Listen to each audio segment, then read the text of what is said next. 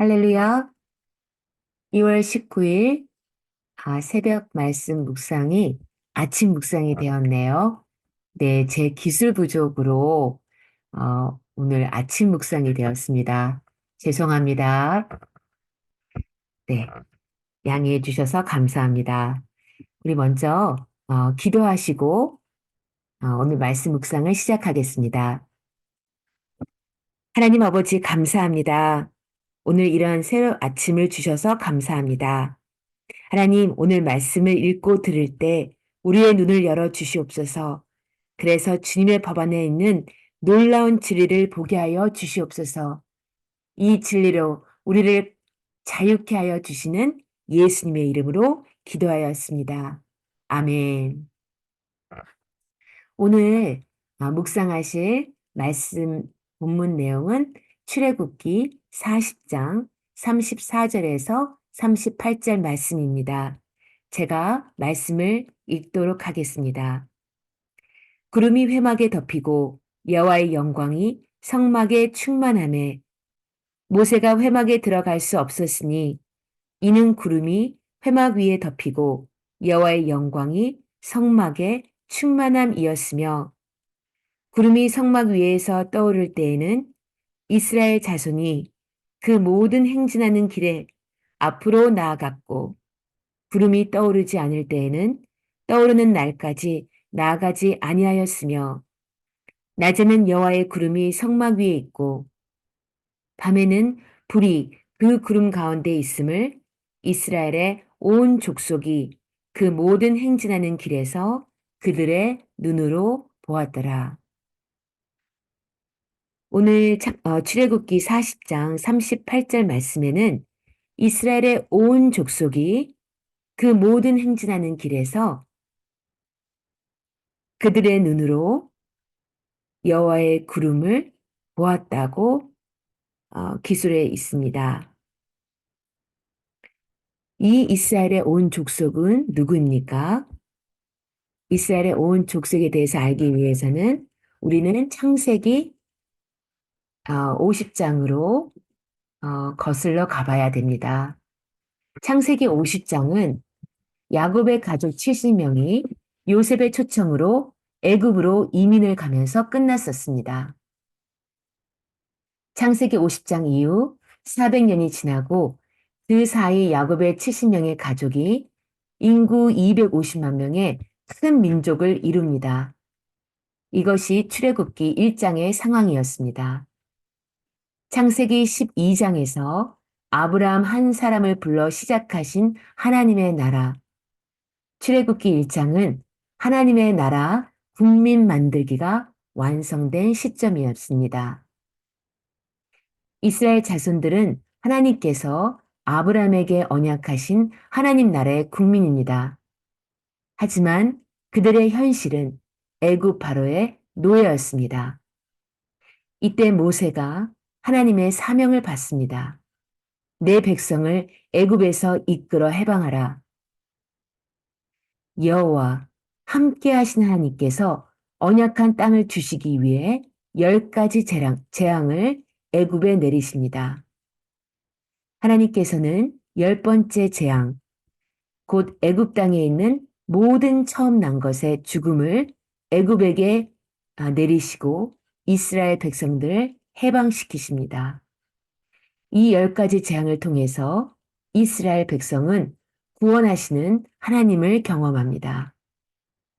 강대국 애굽이 재앙 속에 멸망하고 노예들이 해방되는 광경은 당시 주변국에 큰 충격이었을 것입니다.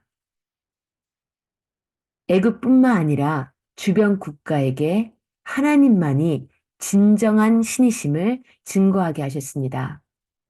이제 애굽에서 떠난 지 2개월이 지나 모세는 이스라엘 백성들과 함께 시내산에 도착했습니다. 모세가 하나님을 만났던 이곳 시내산에서 하나님은 아브라함, 이삭, 야곱의 후손인 백성 전체와 다시 언약을 맺으십니다. 나는 너희의 하나님이 되고 너희는 내 백성이 되리라. 시내산 언약입니다. 언약을 맺으신 하나님이 왕으로서 그의 백성과 함께 거하시며 그들을 사랑으로 다스리기 위해 친히 입법하신 법을 발표하십니다. 세계가 다 내게 속하였나니 너희가 내 말을 잘 듣고 내 언약을 지키면 너희는 모든 민족 중에서 내 소유가 되겠고 너희가 내게 대하여 제사장 나라가 되며 거룩한 백성이 되리라. 너는 이 말을 이스라엘 자손에게 전할지니라. 출애굽기 19장 5절에서 6절 말씀입니다. 하나님께서 하나님의 백성들을 관리하고 돌보시기 위해 모세에게 십계명과 여러 구체적인 법들을 주셨습니다. 그리고 하나님께서 모세를 시내산으로 올라오게 하셔서 40일을 지나게 하십니다. 그동안 하나님께서 성막 안에 모든 기구들과 성막 만드는 청사진을 보여주시고 제사장 예복부터 번제, 분향단, 물두멍에 이르기까지 하나하나 일러주십니다. 또 어떻게 제사해야 하는지에 대한 구체적인 방법도 법으로 정해주십니다. 그리고 이런 것들을 만들 기술자들까지 임명하십니다.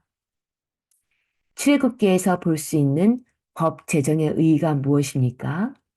하나님께서 언약 백성들 가운데 거하시면서 법으로 통치하신다는 것입니다. 법으로 그들의 백성을 통치하시는 하나님께서 그들 가운데 거하신다는 사실을 가시적으로 깨닫게 하시려고 성막을 만들게 하신 것입니다. 하나님의 임재를 보여주고 싶으신 것입니다. 출애굽기 40장에서 드디어 성막이 세워지고 봉헌되었습니다. 출애굽기 40장 16절의 말씀에 보면 모세가 그같이 행하되 곧 여호와께서 자기에게 명령하신 대로 다 행하였더라. 이러한 구절이 출애굽기 39장 40장에서는 18번이나 나옵니다. 성막은 설계에서부터 제작과 건립에 이르기까지 모든 과정이 하나님의 말씀대로 진행되었음을 보여줍니다. 거룩하신 하나님의 임재가 거하는 곳이기 때문에 하나님께서 친히 모든 과정을 주도하셨습니다.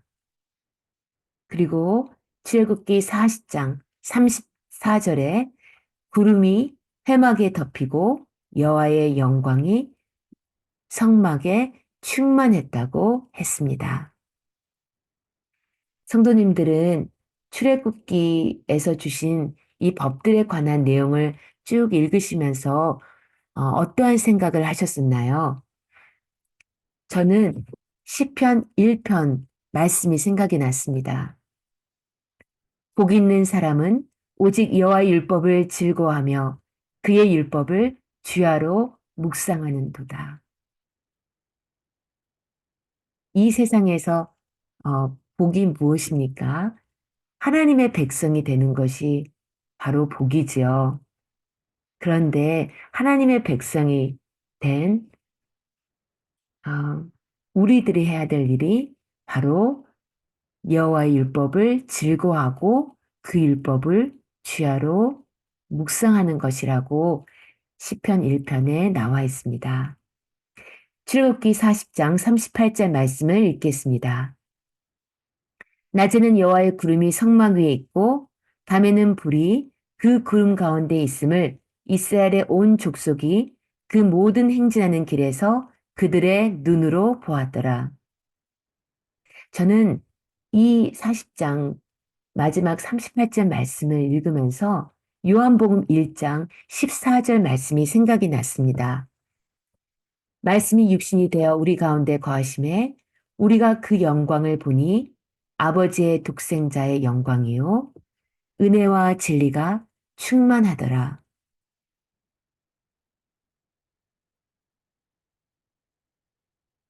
이 성막은 예수 그리스도를 예표하는 것이고 또한 시내산에서 공표하신 하나님의 법은 곧 말씀이신 예수님을 상징하는 것이었는데요. 이 말씀이 육신이 되어 우리 가운데 거하심에 우리가 그 영광을 보니 아버지의 독생자의 영광이요 은혜와 진리가 충만하였다고 하였습니다. 우리 가정에 함께 하시고 우리 일터와 우리 자녀들의 배움터에 함께 하시는 주님, 우리 생명샘 교회에 함께 하시는 주님, 우리의 가정을, 우리의 일터를, 우리의 배움터를 하나님의 법, 하나님의 말씀이신 예수님께서 통치하실 때 우리는 하나님의 영광을 보게 될 것입니다. 그리고 우리의 모든 행진하는 길에서 그것이 지금은 광야라 할지라도 우리는 하나님의 영광을 보게 될 것입니다. 이스라엘 백성을 그 모든 행진하는 길에서 하나님께서 낮에는 구름 기둥으로 밤에는 불 기둥으로 인도하셨던 것처럼 하나님께서 우리들의 삶도 인도해 주실 줄 믿습니다. 우리 함께 기도하시겠습니다. 하나님 감사합니다. 우리를 세상 가운데 부르셔서 하나님의 백성으로 삼아주신 하나님 감사합니다. 우리를 하나님의 성전으로 삼으시고 우리에게 생명과 성령의 법을 주셔서 우리를 다스리시고 우리를 인도해 가시는 하나님을 찬양합니다. 하나님, 오늘도 저희들의 가정에서, 저희들의 일터에서, 저희들의 배움터에서 저희들을 또 우리의 생명샘 교회를 인도해 가시는 하나님을 만나고 또 경험하는 복된 하루가 되게 하여 주시옵소서. 예수님의 이름으로 기도하였습니다. 아멘.